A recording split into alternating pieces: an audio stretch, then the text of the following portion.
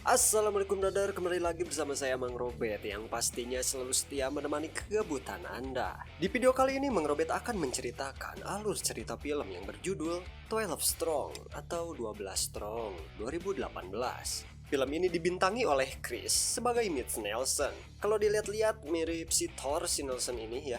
Menceritakan 12 orang anggota khusus kesatuan Green Beret ditugaskan untuk melakukan misi berbahaya di Afghanistan. Tim tersebut harus meyakinkan pimpinan aliansi bagian utara Jenderal Dastam untuk bersatu melawan kelompok Taliban dan sekutunya. Di samping itu mereka harus mempelajari teknik menyerang lainnya dengan berlatih bertempur dengan mengendarai kuda. Oke, seperti biasa sebelum Mang Robert melanjutkan ngedongengnya, alangkah bahagianya Mang Robert jika kalian membantu memadamkan si merah yang ada di kanan, dan jangan lupa pencet alarm kebakarannya. Oke, tanpa berlama-lama lagi, maka langsung saja sikat Mang Bet. Diceritakan pada tahun 1993 telah terjadi ledakan di bawah menara World Trade Center. Lalu pada tahun 1998, setahun sebelum kelahiran Mang Robert, adanya serangan lanjutan yang dimana gedung kedubes Amerika di Nairobi diledakkan. Dan terakhir pada tahun 2000, adanya aksi bom bunuh diri di kapal US Corps. Rangkaian serangan itu diakui oleh jaringan teroris, mereka merencanakan semua itu di tempat tersembunyi di pegunungan Afghanistan. Tahun 2001 diperlihatkan pemeran utama dalam film ini yaitu Mitch Nelson. Dia adalah seorang militer. Nelson baru pindah rumah bersama keluarga kecilnya. Selang beberapa lama diberitahukan ada aksi penabrakan pesawat ke gedung World Trade Center. Kemudian Sin berpindah ke kantor Departemen Pertahanan. Nelson menemui atasannya untuk meminta izin bergabung lagi dengan tim, dengan alasan ingin berurusan dengan serangan teroris yang menabrakan pesawat ke gedung. Namun sang atasan menolaknya karena dia telah dimutasi. Terungkap di sini bahwa Taliban mendukung serangan itu dan Al-Qaeda merencanakannya. Dalam sebuah berita diungkapkan bahwa gedung runtuh dan korban sekitar 10.000 orang. Nelson yang berjiwa nasionalisme ingin mengembalikan timnya. Salah satu mantan rekan timnya yang bernama Spencer mencoba berbicara dengan atasannya. Karena sangat meyakinkan hingga akhirnya Kolonel Bower menghampiri Nelson dan memberikannya misi.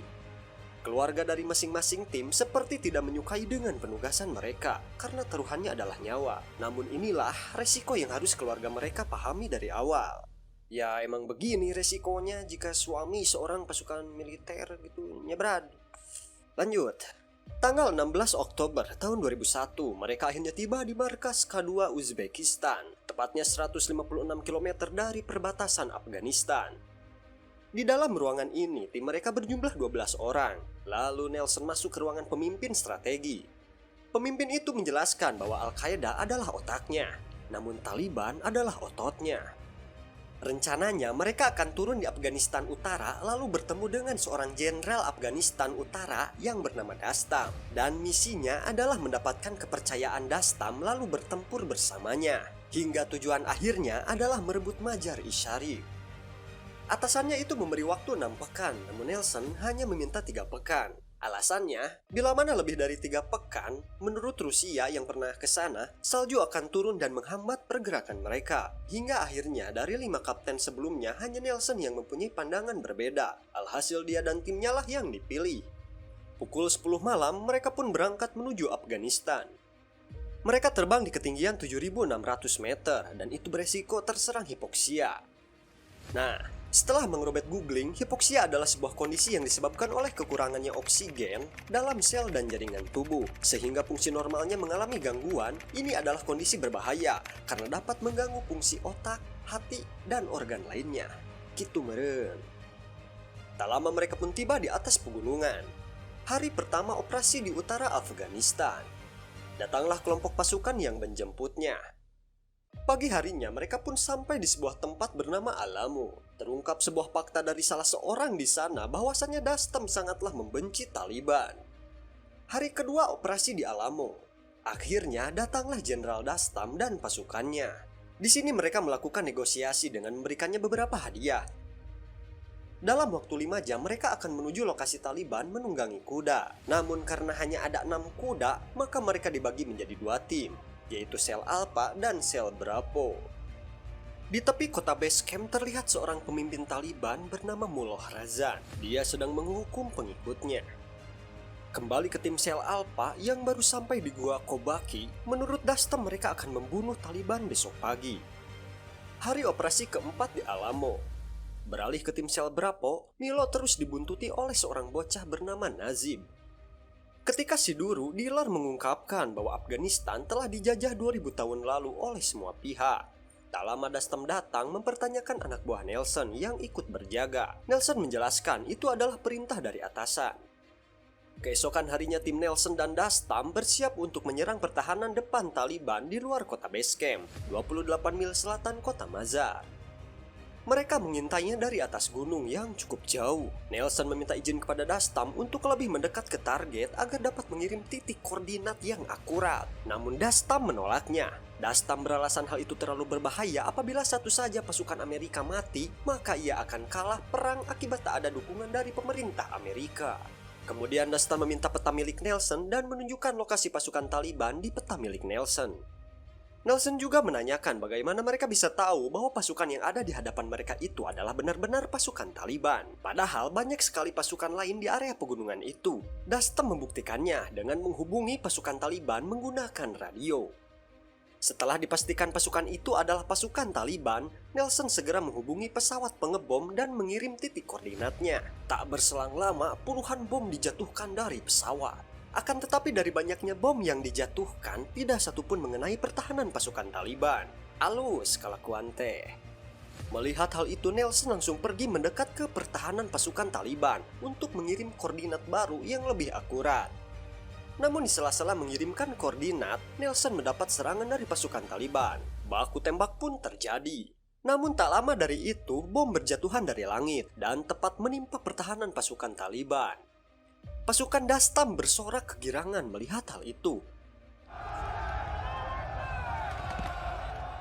Kemudian Dastam dan pasukannya mundur kembali ke Gua Kobaki. Di sini Nelson heran dan bertanya-tanya kepada Dastam, mengapa mereka mundur? Padahal seharusnya kesempatan itu mereka gunakan untuk menyerang. Dastam menjawab bahwa ia dan pasukannya akan menyerang Taliban besok. Nelson semakin heran, ia menduga kalau serangan bom yang barusan dilakukan adalah semacam uji coba. Jadi Jenderal Dastam ingin mengetahui apakah pemerintah Amerika benar-benar ingin membantunya. Keesokan harinya tim Nelson dan Dastam beserta pasukannya bersiap untuk menyerang pasukan Taliban di kaki Gunung Galunggung. Penyerangan diawali dengan bom yang dijatuhkan dari pesawat Amerika.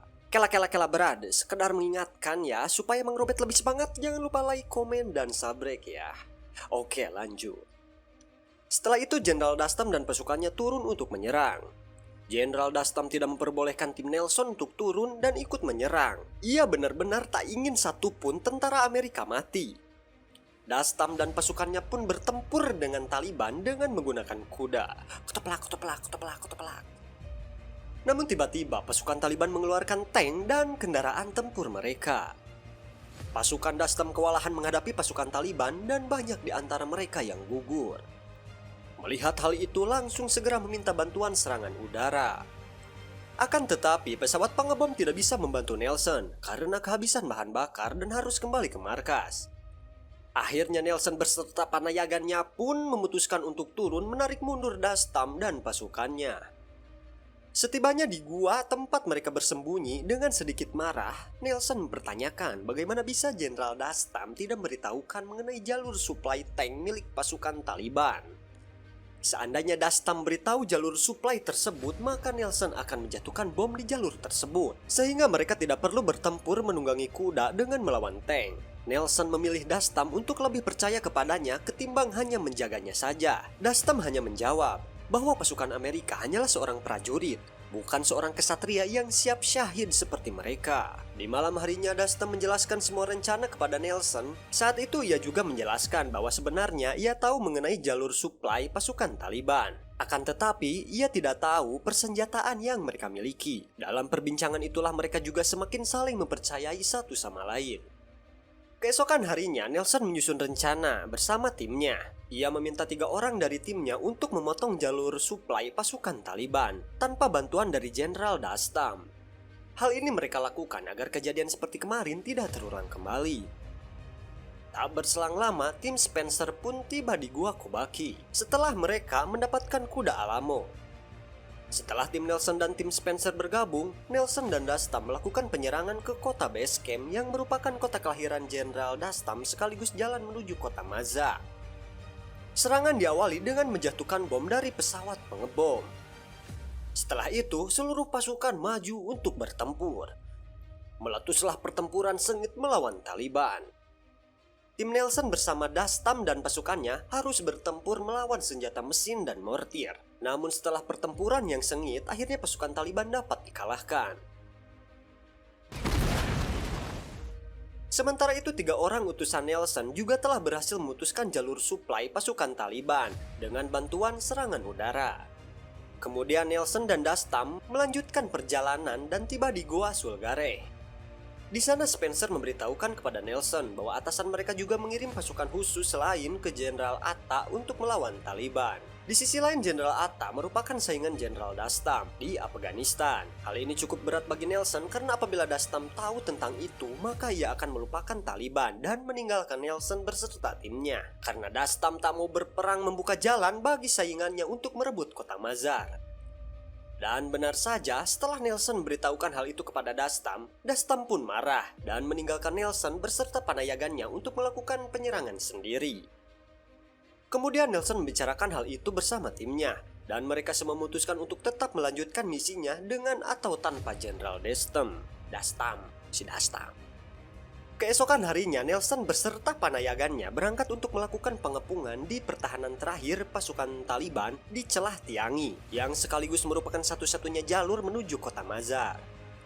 Nelson membagi timnya menjadi 4 tim kecil. Tim Charlie berisikan 3 prajurit berada di bagian belakang, yang sebelumnya telah ditugaskan memutus jalur suplai. Tim Bravo berisikan 2 prajurit, termasuk Spencer, ditugaskan untuk memanggil serangan udara dari sisi kanan. Tim Delta berisikan 3 prajurit bertugas menyerang dari sisi kiri. Sedangkan tim Alpha, yaitu Nelson dan 3 prajurit lainnya, menyerang dari arah depan. Pertempuran pun dimulai. Spencer meminta serangan udara dan langsung menghujani pasukan Taliban dengan bom. Kemudian saat Spencer ingin mengganti koordinat pengeboman, tiba-tiba sebagian pasukan Taliban yang terluka parah menghampiri lokasinya. Mereka mengangkat tangan mengisyaratkan tanda menyerah. Namun ternyata itu semua hanyalah tipuan. Pasukan Taliban meledakkan dirinya menggunakan bom bunuh diri. Spencer yang terkena ledakan bom terluka sangat parah, sehingga mengharuskan bantuan medis datang menjemputnya. Di sisi lain, tiba-tiba dari arah belakang Nelson, Dastam datang bersama dengan pasukannya untuk membantu. Namun kedatangan mereka disambut dengan rudal-rudal yang diluncurkan oleh Murrah Razan. Beberapa pasukan Dastam harus gugur dalam medan perang. Pertempuran terus berlanjut. Pasukan Taliban menyerang ke segala arah hingga membuat Nelson berserta panayagannya terdesak. Akhirnya tim Delta memutuskan untuk memanggil serangan udara walaupun jarak mereka terlalu dekat dengan radius ledakan. Serangan udara pun dilaksanakan dan bom-bom berjatuhan dari langit menghujani pasukan Taliban. Namun Mullah Rajan dan pelontar udaranya tak terkena bom dan mereka harus melontarkan rudal ke arah Nelson dan pasukan Dastam. Nelson pun mundur untuk mengambil kudanya. Kemudian ia memutuskan untuk maju ke medan pertempuran diikuti oleh tim dan pasukan Dastam dengan menunggangi kuda. Pertempuran pasukan berkuda pun pecah. Walaupun persenjataan pasukan Nelson tak sepadan, mereka harus maju menunggangi kuda sembari menghujani tembakan ke pasukan Taliban.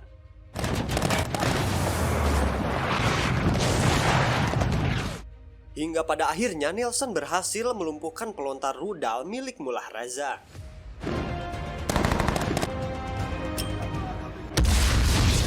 Namun Mullah Rajan berhasil kabur menggunakan mobil. Jenderal Dastam mengejarnya menggunakan kuda. Hingga Mullah Rajan terperosok ke dalam lubang dan Jenderal Dastam menggunakan kesempatan itu dengan sangat baik. Dastam menghabisi nyawa Mullah Rajan menggunakan tembakan tepat di kepala Mullah Rajan. Di headshot aku Mang Dastam. Pertempuran itu akhirnya dimenangkan oleh tim Nelson bersama Dastam dan pasukannya. Di tempat lain, helikopter medis akhirnya datang untuk mengevakuasi Spencer yang terluka parah. Belum sempat beristirahat, Nelson beserta timnya harus bergegas menuju kota Mazar untuk mengejar Jenderal Dastam. Nelson khawatir Jenderal Dastam dan Jenderal Atta akan saling menyerang untuk merebutkan kekuasaan di sana. Namun setibanya di sana, Jenderal Dastam tak memilih untuk berperang. Ia menjabat tangan Jenderal Atta dan membiarkan Jenderal Atta menguasai kota Mazar hari itu juga. Nah, keputusan yang baik. Dan misi pun selesai. Nelson beserta seluruh anggota timnya kembali ke pangkalan mereka dan pulang menemui keluarga mereka masing-masing. Christmas kembali. Daddy. Di akhir film dijelaskan bahwa perencanaan militer memperkirakan perlu waktu 2 tahun untuk menyelesaikan misi tersebut. Namun seperti janjinya ya, Nelson menyelesaikannya hanya dalam waktu 3 minggu. Karena misi mereka sangat rahasia, anggota Task Force Desert pulang ke rumah dengan menjalani kehidupan sehari-hari tanpa sambutan meriah atau dikenang oleh publik. Jadi si misi nanti rahasia. Pada tahun 2014, Jenderal Dastam menjadi wakil presiden Afghanistan. Dastam dan Nelson tetap menjadi teman dekat hingga sekarang. Kemudian diperlihatkan juga monumen tentara berkuda yang berada di WTC, yang dibangun untuk menghormati tindakan kepahlawanan Nelson dan rekan-rekannya. Di bagian paling akhir terpampang foto Task Force Desert di dunia nyata. Dan film pun selesai. Oke Brad, gimana tuh ceritanya? Mungkin itu saja yang dapat Mang Robert sampaikan ya. Untuk teman-teman jangan lupa subscribe, like, dan komen. Tak lupa jika ada requestan film atau ada film yang ingin Mang Robert bahas, tulis di kolom komentar.